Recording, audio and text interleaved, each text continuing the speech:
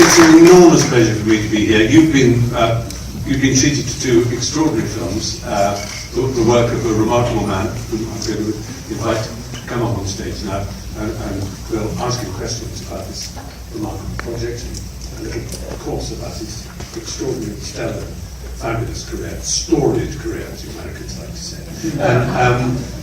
So, really, without further ado, it is my enormous pleasure to welcome to the stage the author of this wonderful afternoon's work, Mr. Pacino.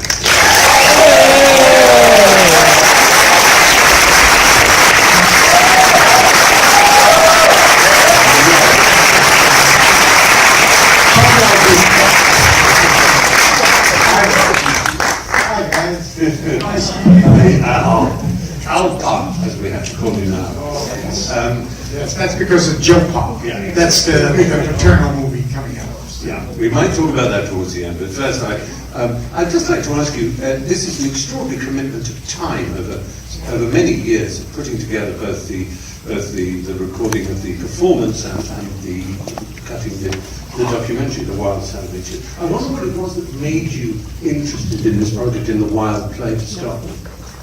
Well, it just started, and it kept going. Like these things happen sometimes. You get into the swing of it. I had the idea to do it because I've been doing it on the stage. I did it in costume, and then I was here in Los Angeles with my children, my youngest children, and so I had to be here. So I had to do something, and so I did Salome because it was my favorite thing to do, and I thought I'd make a film of it, like I'd done before with other things, and I thought we would fool around a while, and eventually it would go either somewhere or nowhere. You know, that's usually what I do. I said that early on.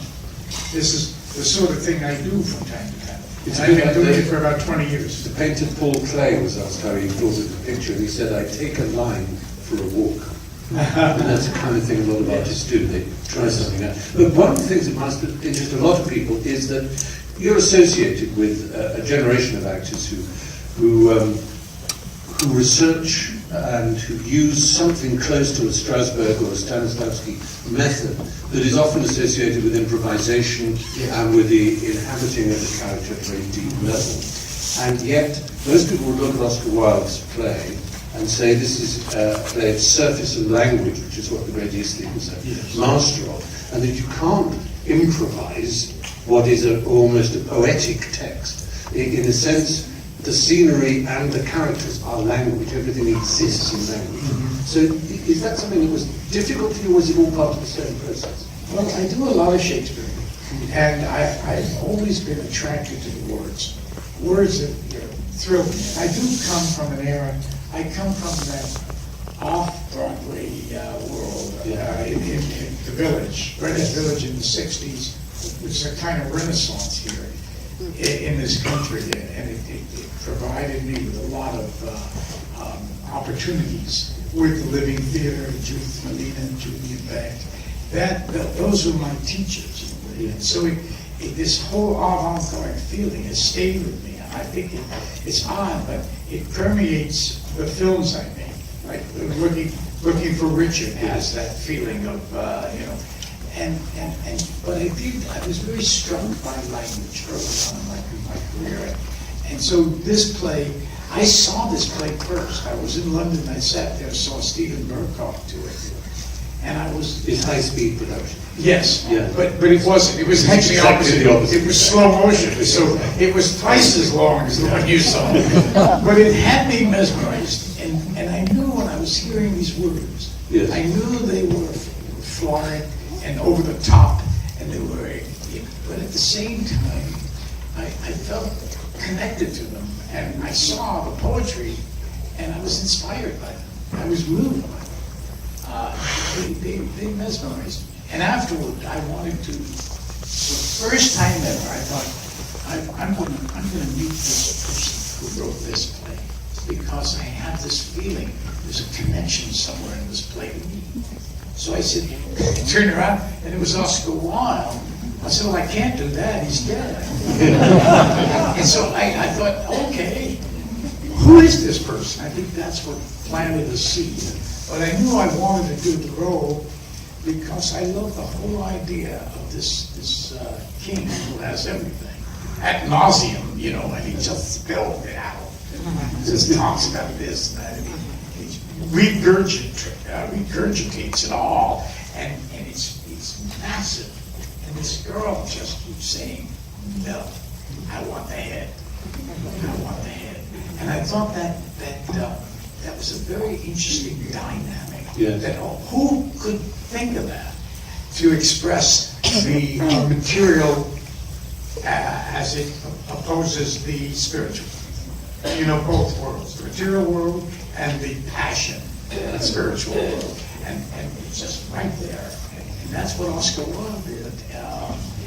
He had that sort of understanding about things, and to watch this king with everything fall apart, just reduce himself, and all those fortunes are meaningless compared to passion. That's what struck me. Yes. Yes. And that's why I was enamored with it and been with it, and was forever thinking about whether to engage in it. So when I came out here to have something to occupy myself with, I started doing this, and it just became this, just kept going until it turned into something I could identify, and I thought, well, let's just put this away. You know, when I do these things, I'm also working in a legitimate theater, so to speak, or real movies I make. I make these movies. And do you regard them as seed money for your... I think that would be a bit snobby of me to say, but I have to say that much more than that, of course. But they do supply me with the indulgences I have with that. I mean, it does help, because these things need to be financed. Yeah. So no one will finance this. So it was here in Westwood, is it, or Brentwood, the Wadsworth Theatre? I did it at the Wadsworth Theatre, as is depicted in the film. Yeah. And I don't know how the people feel about the fact that I did it on stage, and then it didn't have, it had, yes, it had Jessica Chastain. See, the thing is, I would not have done any of this. It's Jessica Chastain's fault. Because when I saw her do a reading of that part, I said, now I can do it, because I found Salome. Because she is wonderful, isn't it? Yeah. This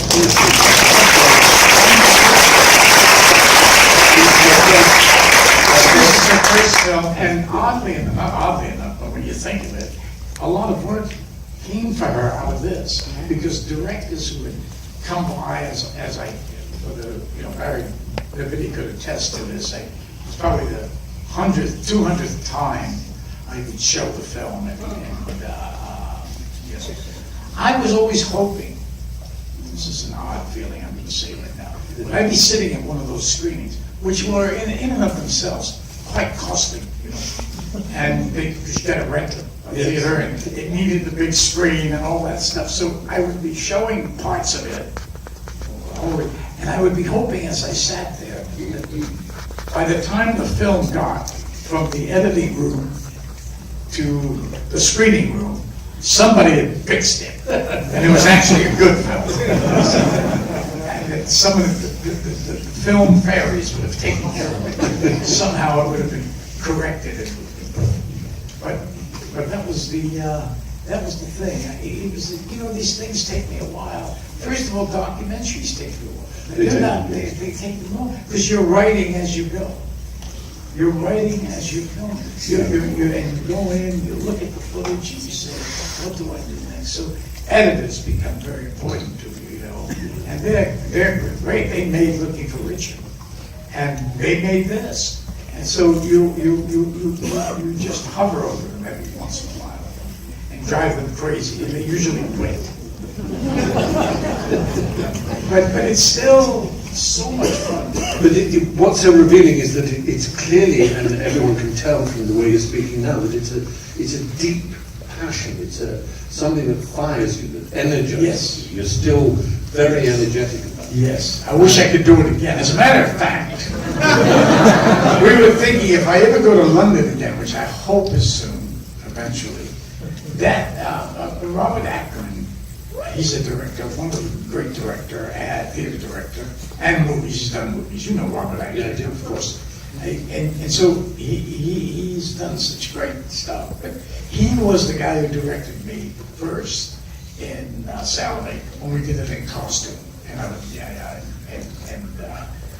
I felt that was the only time I really captured the role the way I was visualizing it. And so I'd like to try it again and see what I've learned. So, you know, in the old days, the actors, the actors of before television and movies were stage actors who would travel the world with 3 or 4 roles they had found themselves doing all the time. They might have even excelled in them, and that's how they made their living. And they were stage stars. And indeed, people thought wrongly that Oscar Wilde wrote Salome for Sarah Bernhardt, who was the great actress of her age, the French actress, because he wrote the play, as you know, in French. Yes. He described it as being a stream of his lyre that he had never sounded, and he wanted to write a play in French. So he wrote it in French, and he wrote in the introduction, he didn't write it for Sarah Bernhardt, because that would have been the word an artisan, not an artist, to write something else. But he then translated it to English, as you know, and it was kind of banned. It was banned, that's true. Partly because it was a biblical subject, and even though they weren't, wholly biblical subjects, holy in the sense, not with a W, but they weren't sacred people. Herod was considered a villain, and Salome too, but John obviously was a sacred figure, younger man. And so for a while it sort of lay there, and it was really, of course, it was the Richard Strauss opera that reminded people of its extraordinary quality, and it's still one of the great operas of the musical repertoire. But as a play, it takes, because you spoke about Herod's passion, but of course the wonderful thing is that Herodias, beautifully played by Roxanne Hart, magnificent performance, and Yochanan and Salome, all are passionate too, in totally different directions. And so when you were directing it, you're stepping out of your role, do you have a dramaturg or someone who kind of helps you look at your performance the way that you look at others, or you? I wish I did. And though I don't, and that's why when I make one of these films, I want to make sure that I've done the role. That helps. So I have experienced it many times. So it does. You still prefer a director, but you've done it so much. I remember doing Richard III, and I had done it many different times, and I've never came close to when I first did it in Boston. But at the same time, I kept doing it, and I did it failed, and it fell apart. Then I made the movie Looking for Richard, and I remember I thought how can I do this? Because I was, pardon me if I get up for a second, but I was in the scene, and everybody was in a court scene, and I was in the scene as Richard, hunched over, saying my words and stuff. But as I was doing that, I was moving the cameraman this way and that way, and I was saying, yes, this way. This is crazy, but it's Richard, And I thought, and he kept slapping my hands. Stop it, get away. I got it.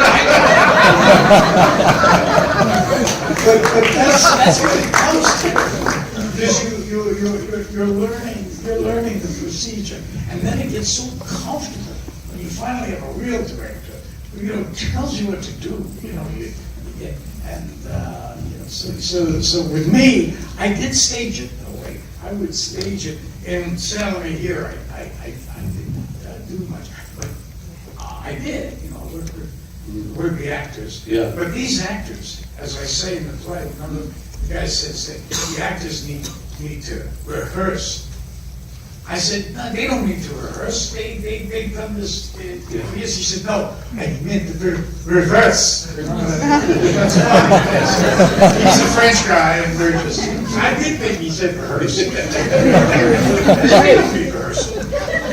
It reminds me of Agnieszka Holland, a friend of mine was doing a movie with her and kept asking her questions. She's Polish, she kept answering with cow shit. This is so rude. And you realise she was saying, look at the call sheet. The extraordinary Bertolucci was doing Enchanted April, a movie set in Israel, very pretty beautiful movie.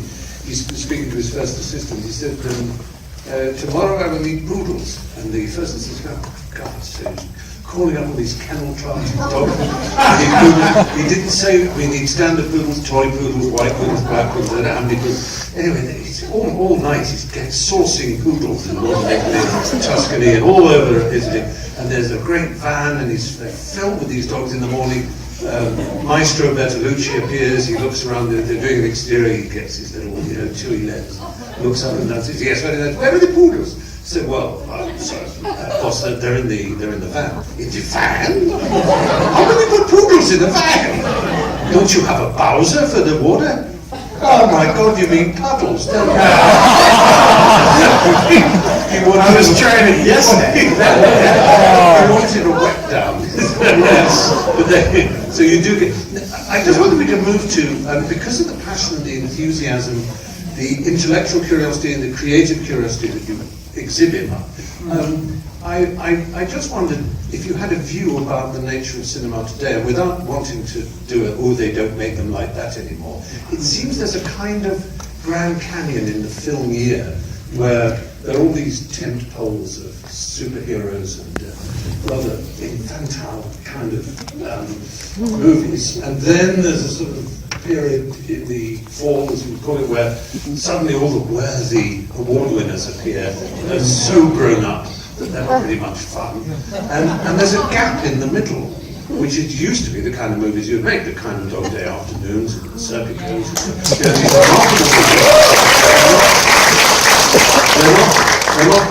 They're not infantile, but nor are they, oh, please give me an award. They are movies that are intelligent and entertaining. I wonder if you miss that, and whether... Well, my son and I call it Oscar porn. Yeah. No, but it's not. The best films that are out there come at that particular time of the year, and there's a different focus on Oscars than there was when I was young. Yeah. It's more a part of the fabric of doing movies, and it's in the very nature of things. So it was different back then in terms of that. But it's wonderful. I see, I'm a member of the Academy, so I get to see, they send screeners, so I get to see these films. And as far as the other films, I don't know. I don't see them. I haven't seen them. Oh, you not because of it. I watch a lot of CNN. Have you been offered? It's TCM for me, I'm afraid, and nothing else. But have you been offered superhero movies? Have you? I did. Yeah. I did the first movie I was ever really offered. Oh. It wasn't a superhero, but it was pretty super. Oh, you mean Tracy? No, Dick Tracy was something I did. Amazing. Yeah. No, that was Warren Beatty. No, this was actually Star Wars. I was often Star Wars. Well, of course, at the time, I had just made a few big movies, maybe one, and they'd given me Queen Elizabeth to play. They did anything, so they came with Star Wars. And I tried reading it. And this is nothing against Star Wars. That is true. I thought, I don't know what this means. And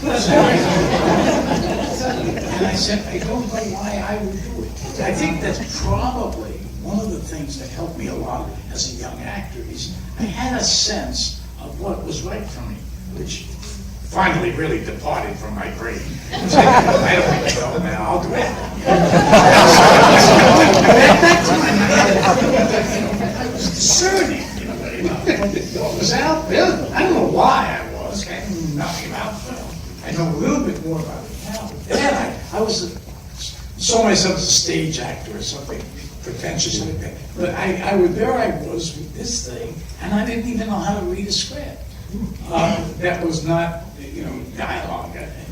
So I was reading it, and I was finding it hard to visualize it. And then I said to my dear great friend and mentor, Charlie Lawton, who's since passed, and I sent it to him. I said, Charlie, could you read this thing? I don't know what it is.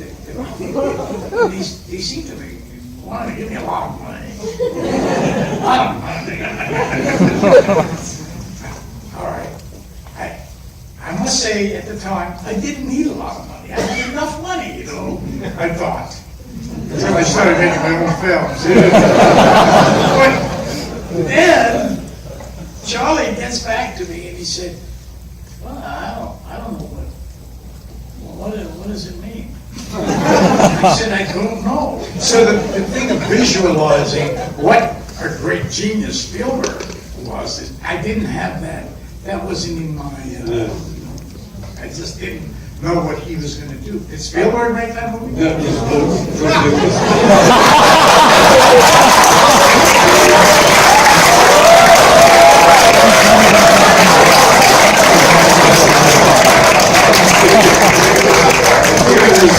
Give it every time. But I know Spielberg's a genius, and so is George Lucas.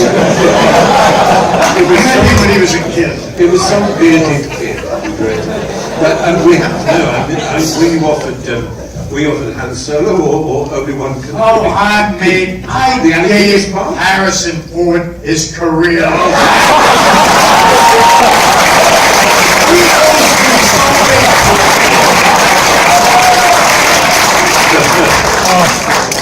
Laugh it up, fuzzball. I'm going to have him pay me back. I'm going to have him, build my house. He's a carpenter. Well, there you are. And I wonder if we can open it up now for some people. Yes. We got already. So, you were the first one. You've got a play with two female roles. One of whom is incredibly strong, one is, also has her strength. And maybe Harriet also has feminine quality. But then you introduce Estelle Parsons as a director. I'm curious to know what she brought that you had. That you had. I'm sorry, I don't mean that was about Estelle Parsons, who. See, the play was directed by Estelle Parsons. Yes. The play, which was something we did in the theater. Right, that's what I mean. And she was the character playing the director. Yeah. Yeah, because, a lot of this stuff was also the documentary, but, we acted a little bit too. We pulled around. The entire film has more meta levels than most. You mean it says directed by Estelle Parsons? My understanding is that when you mounted it as a play, Yeah. did Estelle Yes. directed it, direct the yes. play? So what did she illuminate for you that you had not yet found?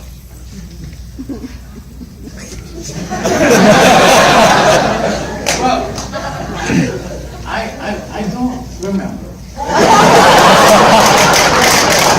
That's from watching a lot of CNN.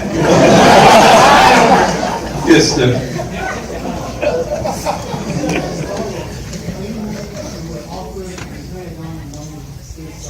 Is the one you're sorry you've turned down?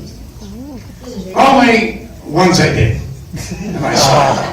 No, I have to say, every film I turned down, if I were to think about it, there probably was one that I felt I turned it down for the wrong reasons. That's what it is. If I would have turned it down, I turned it down because I thought I turned down really great films, but I didn't want to do them anyway, and they were done by actors who would have done it better than I would have done them. So I just turned them down because I didn't see myself in the role, and it turns out it was a great role, and the actors were great in them that played them. But this one, the actor was great in, by the way, but I still wanted later to thought, gee, that could have been something I could have done finally. But I was, I turned down Dog Day Afternoon, and I turned it down flat out. I was in London, I was drinking a lot. And I said I was going to do it, and then I was a little tired, having done a few films in a row. And for some reason, I was very young to be tired, but I was tired of something. And I thought, why am I doing this? I don't want to do it. I don't want to go on a bank with a gun. I don't want to stick someone up. I just don't want to do it. Wow. I was talking like this, and Charlie said, yeah, what are we going to do that for? And we're completely ossified. It's totally loaded. And we're talking like, and he come up the room, Sidney, and Sidney was so great. Sidney Lumet. Oh, he was so great. Because he said, that's okay, I understand, because he'd been around so much. He also rehearsed, which you like. Oh, yeah, I love it. He's a great person and a great director. Anyway, I didn't do it. Turned down Dog Day. Now, somebody else got the role. And I'm home. And I get a call from Marty Bregman, who was not only my manager, he produced all these. He produced 5 movies I made, all a success. And he had this thing about me, where he sort of saw me in a way, I don't know, something. And he was always really there. So he said, are you all right? I said, yeah, Marty, how's it going? He says, do me a favor. Said, are you sober? This is like Rich later. I said, yeah, I am. He said, really? You're clear? Your mind is clear? I said, yes, it's fine. He said, do me a favor. Let me send you Dog Day Afternoon, the script. I said, well, don't read the script, Marty. I don't want to do it. It's done. I'm done. He said, no, you're sober now.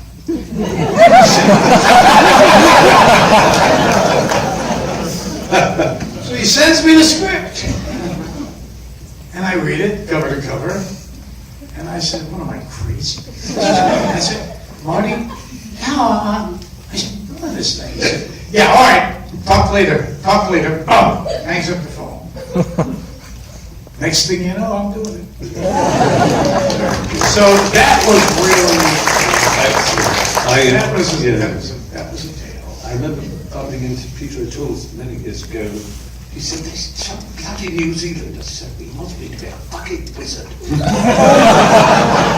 want to be a fucking wizard. I told him to give it to Ian McKellen.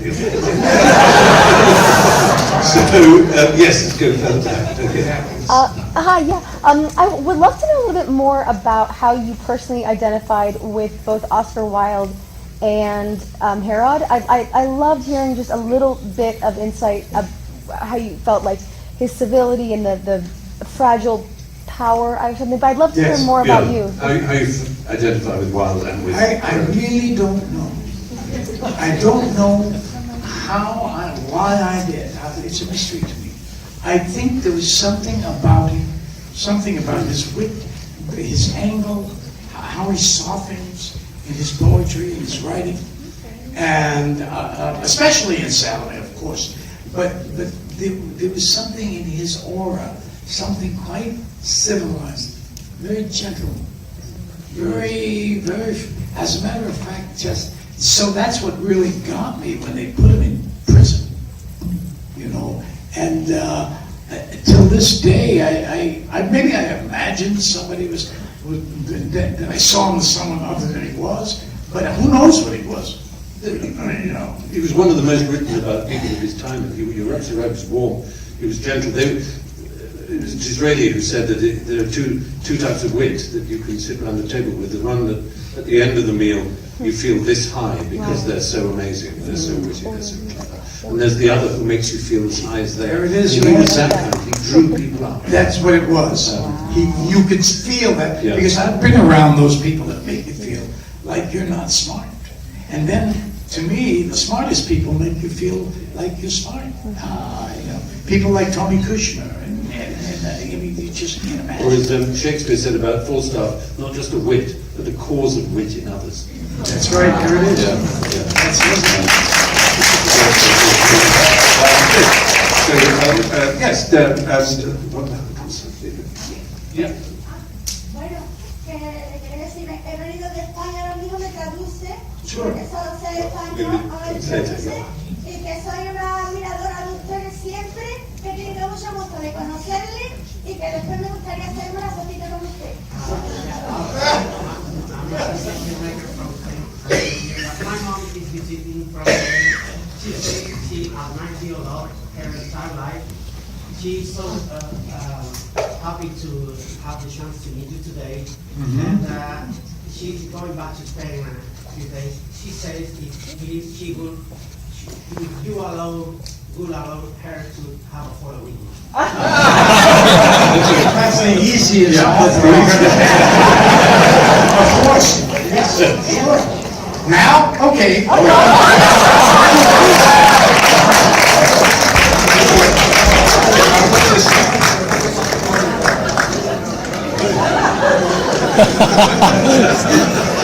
It's just too funny. Oh, wow. He's an artist. Thank you so much.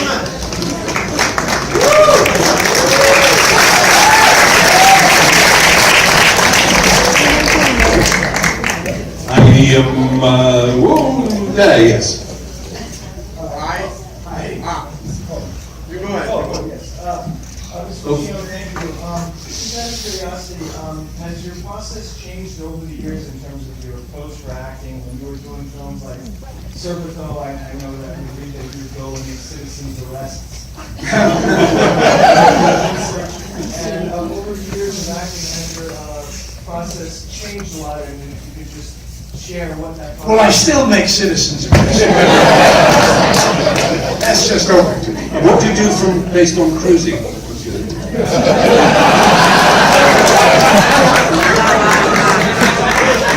I just stayed out of bars. Well, it has changed, naturally.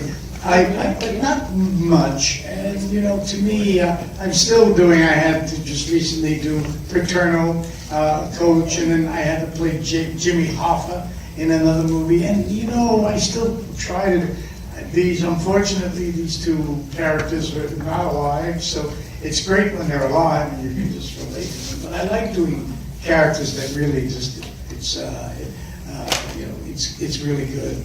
It's a bit of a treat, this Hoffa idea. It's the first time you work with Martin Scorsese. Oh, yes. Which is an amazing thing. Yes, yeah. And you're reunited with Robert De Niro. So Yes. For a lot of us, that's brilliant. And that's going to come out, what, next year or later this year? I would imagine next year. Because they have computers on the cameras. They have the cameras and they have Slave cameras, don't they? Yes. Yeah, they're little, like, look like, I don't know. They're little round things. They look at you all the time. But we went through a lot of testing of things. Because your age changes, is it? Our ages change. You know, I'm younger. I'm never older than I am now.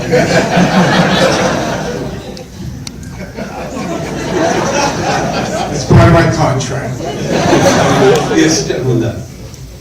Would you compare the way Richard and Herod summoned people to assassination? The way Richard and Herod summoned people to assassination is a comparison in their character. Do you find this similar? Well, in a way, no, because I feel Herod doesn't have some psycho-protectiveness he has, and a paranoia, whereas Richard doesn't. He's, whatever his thing is, he's murderous, but he justifies it by saying it's for the crown, because he's directed for becoming king.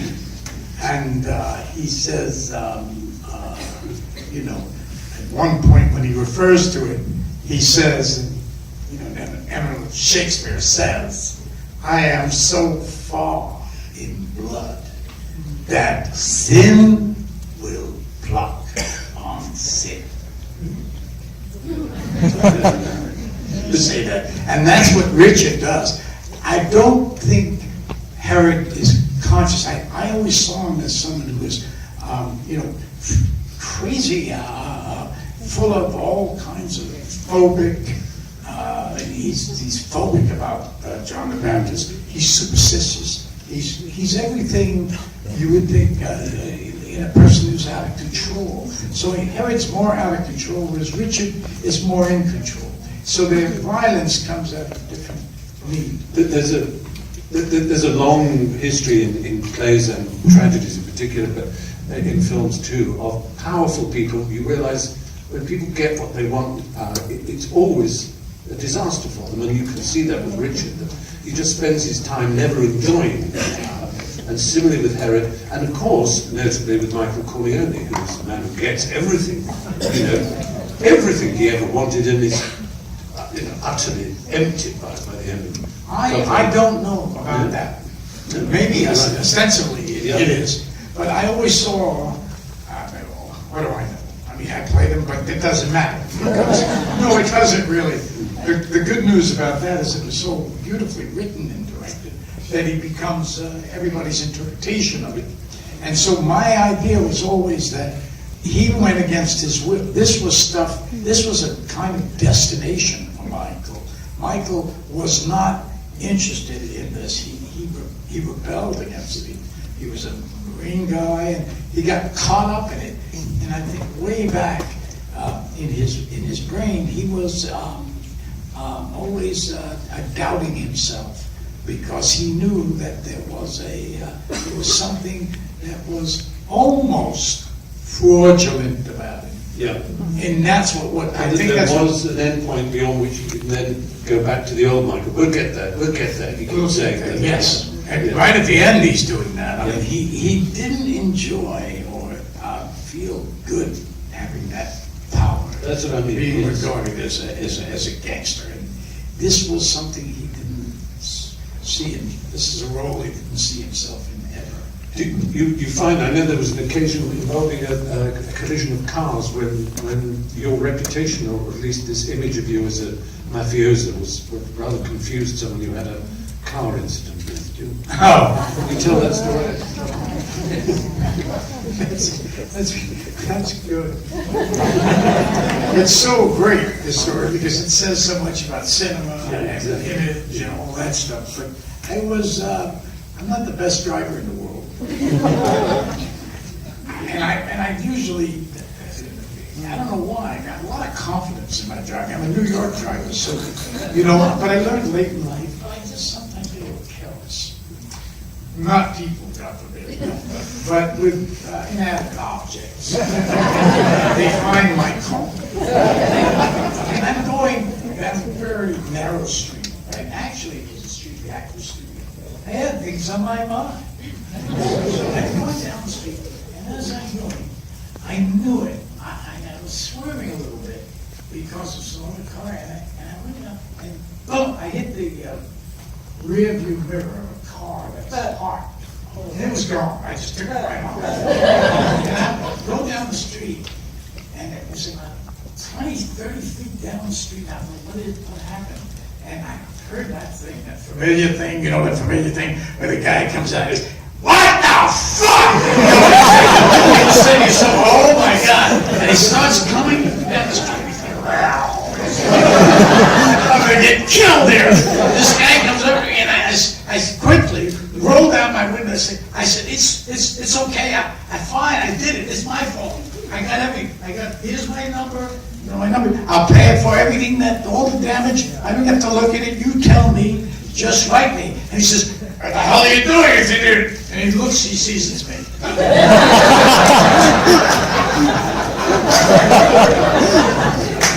Need I say more?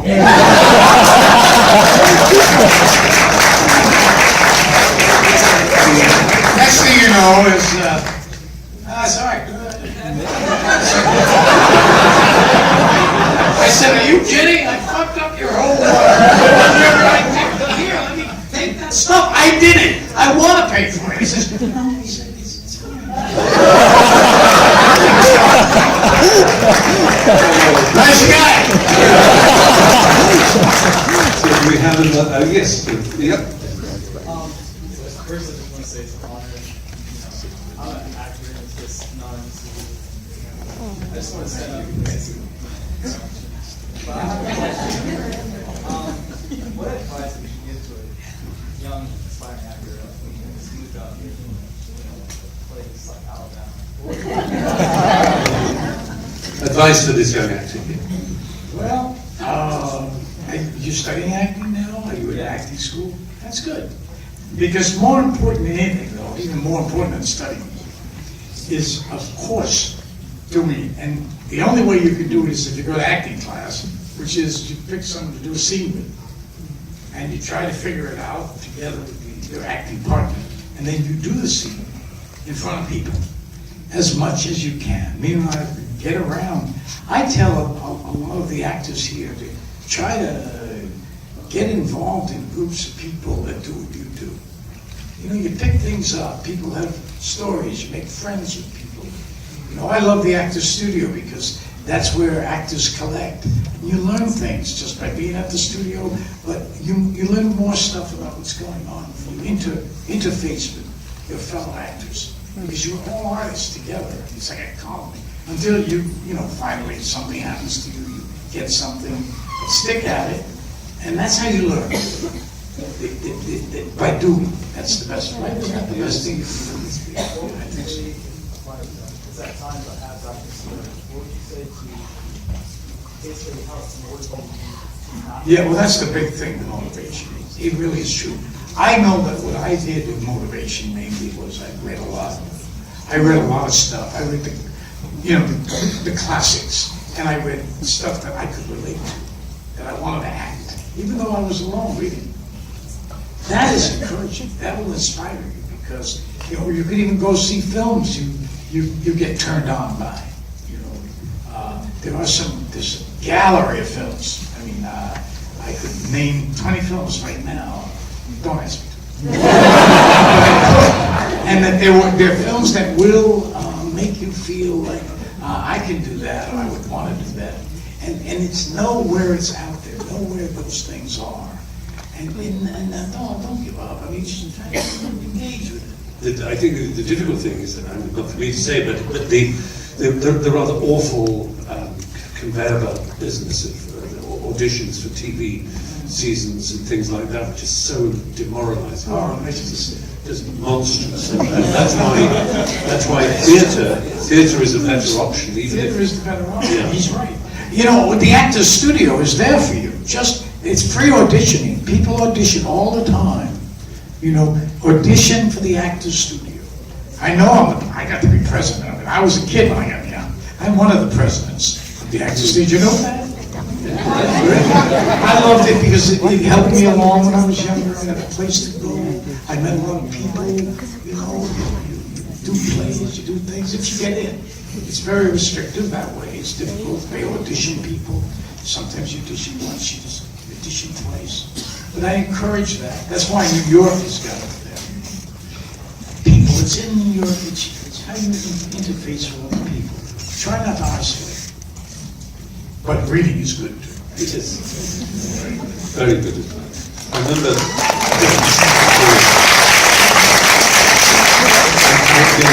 Alec Guinness said the reason always to do theatre is that if you stop doing theatre, you turn into Peter Sellers. That's no bad thing.